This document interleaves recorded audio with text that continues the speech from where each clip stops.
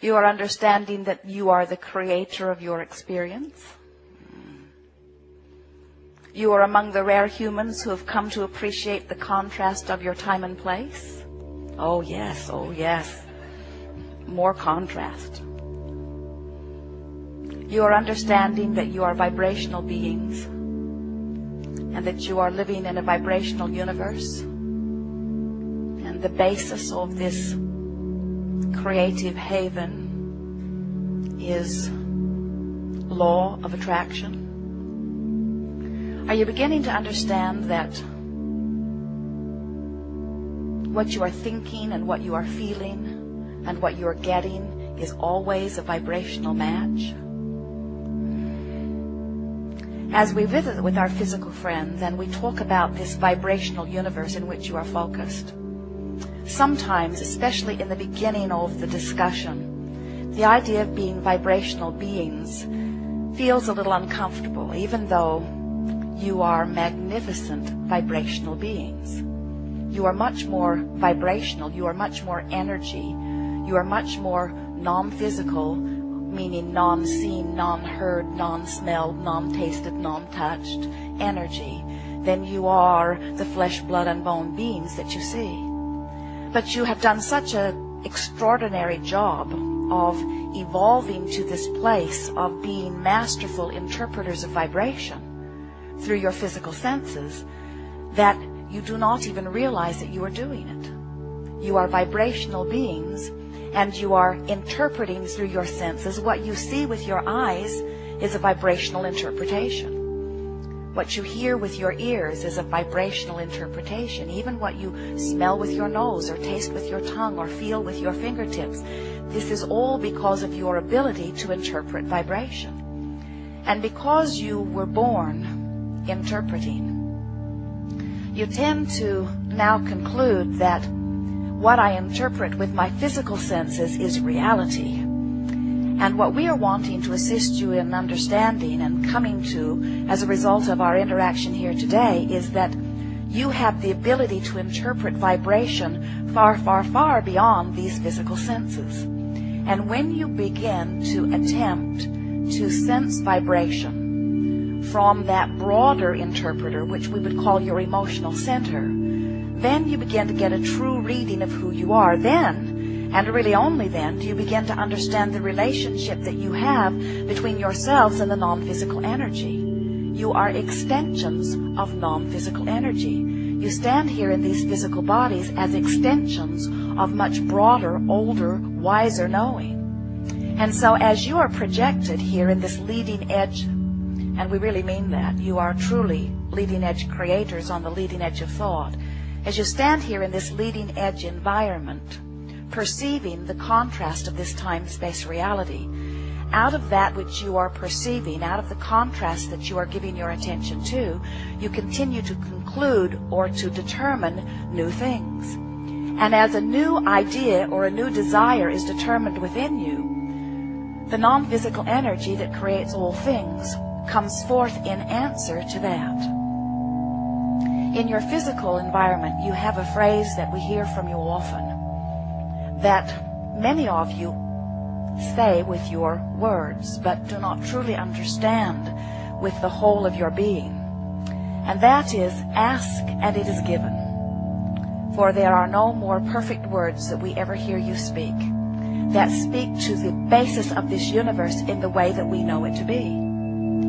Because when any perceiver, whether you are a full-fledged, magnificent, functioning human, or whether you are the perspective of a cell in your body or the amoeba in the ocean, when any perceiver concludes, non-physical energy comes forth to answer that conclusion.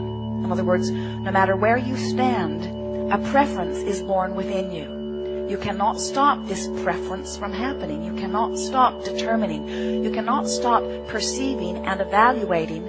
And because everything in the universe is selfishly oriented, you cannot stop but conclude your preference. And as that preference is concluded within you, whether you speak it with your words or not, in that moment, non-physical energy comes forth in answer to it. And the evolution of your species, the evolution of all that you know, comes forth from that basis. We are all part of a universe that is attraction-based. There is no assertion. And what the attraction means is that everything is coming to you. Nothing can be pushed away from you. There is only inclusion. There can be no exclusion.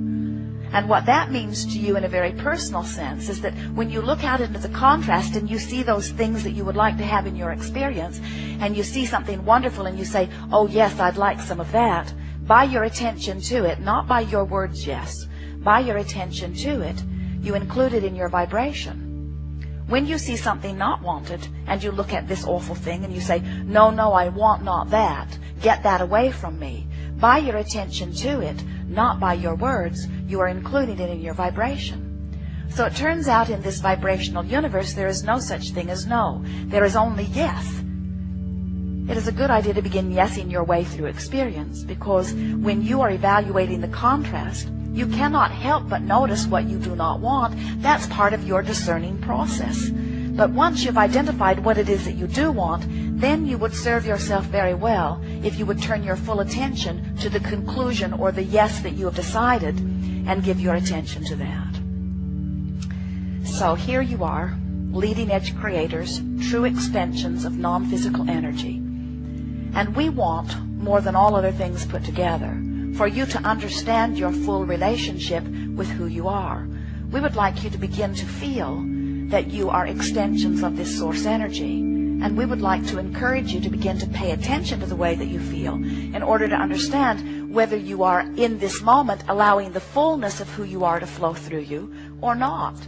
If you are allowing the fullness of who you are to flow through you, you feel clear, you feel good, you feel eagerness, you feel enthusiasm, you feel joy, you feel appreciation, you feel what you would call love.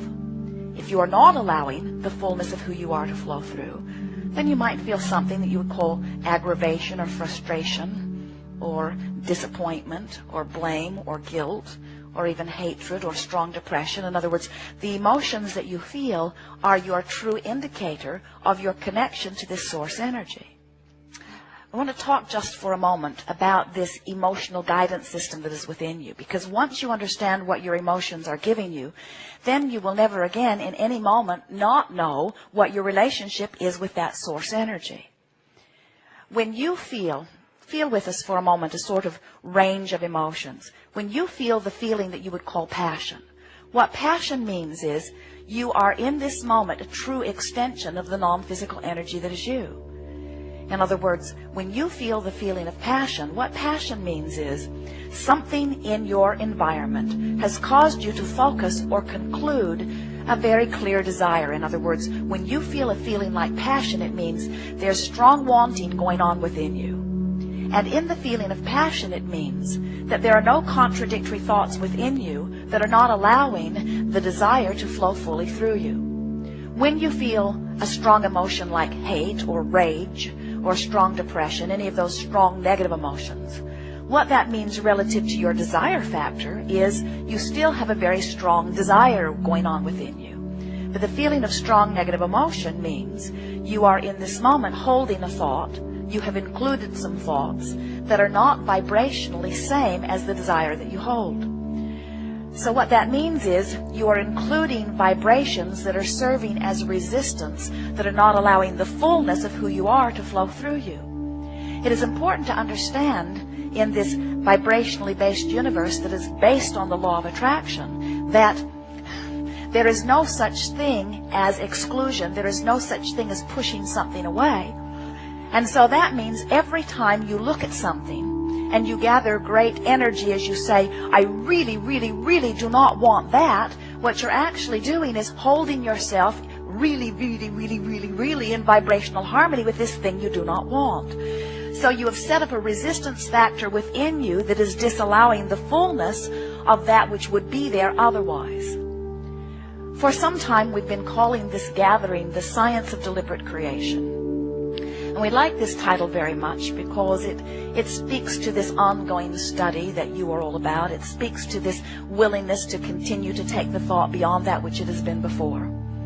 But recently we've been adding an equal and very important co-title to this gathering. And this speaks more to what you are about and the emphasis that if we were standing in your physical shoes, we would be applying to this work.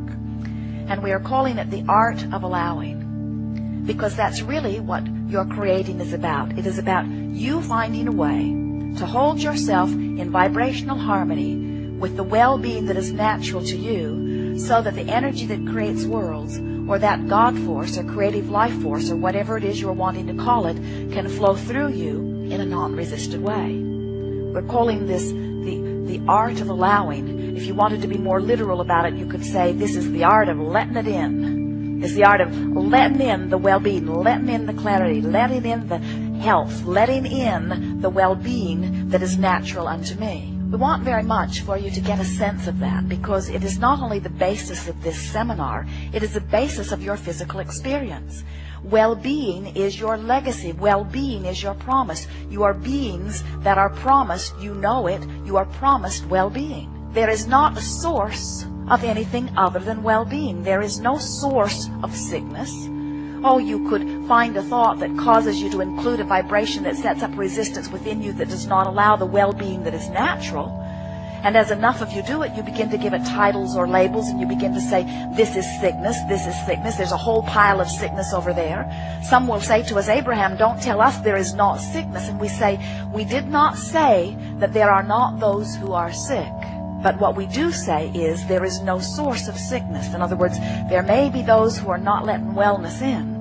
And if enough people do it, then it may be that you will give it all kinds of labels and all kinds of piles and pigeonholes and statistics until you come to believe that there are sources of things not wanted.